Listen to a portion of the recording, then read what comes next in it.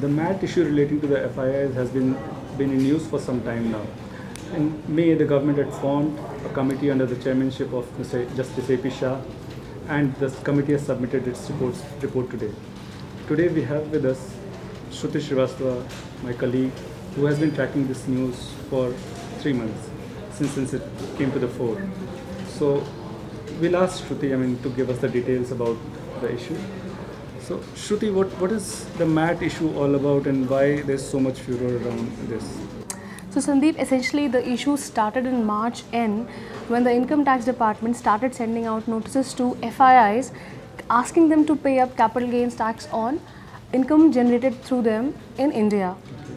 The FIIs obviously raised objection. They said that they were not resident companies, resident entities, and they need not pay the MAT on the capital gains made by them in the country. However, the Income Tax Department sent some 68 notices claiming tax demand worth over 602 crores, following which obviously there was a huge global outcry. So when the government realized this, the government called a conference call of over 1,000 FIIs across Hong Kong, Singapore, US, Mauritius, asking them that they can claim DTAA benefits and they can escape the MAT demand made by the Income Tax Department. However, the FII's outflow continued unabated, following which the government formed AP Shah committee under Justice AP Shah, which had 2 members. The committee was supposed to give its report by August end, July end, and the committee has already submitted its report. Post the budget for 2015-16, the government made it very clear that they are not going to levy MAT on FIIs after April 1, 2015. However, there was no clarity on what happens to FIIs which had invested and generated income in the country before April 1st, 2015. It is to clear this year that the committee was formed. So what are the recommendations, and why are they so important? Why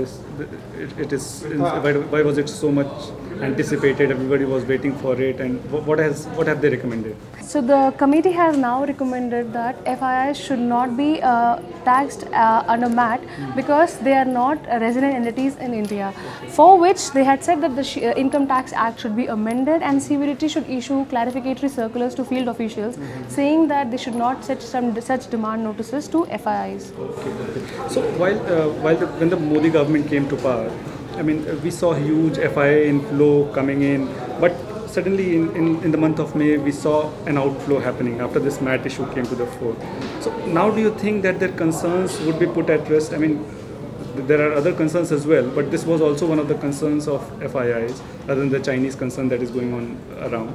So now do you think that on MAT issue there are no concerns among FIIs, there will be no, and this matter comes to rest? No, Sandeep, I don't think so that this is the final word on FII MAT issue, because the report though recommends that FIIs should not be taxed on the basis of MAT. However, there is a case, Castleton investment case, which is pending in the Supreme Court. It is coming up for hearing only on 29th of September. The issue basically pertains to the same thing, that should FIIs be taxed under MAT. In 2010, the company had approached AAR, Authority for Advanced Ruling, asking that should they be paying MAT on their investment. In 2012, AAR ruled that yes, Castleton Investment had to pay MAT in the country, following which the company challenged the decision in the Supreme Court. Now that very case is coming up for hearing towards the month end. See, what happens with AP Shah recommendations is that now the government is armed with this report, and it is likely that it will not challenge the decision. It will not challenge the decision of Supreme Court if it goes in the favor of the company.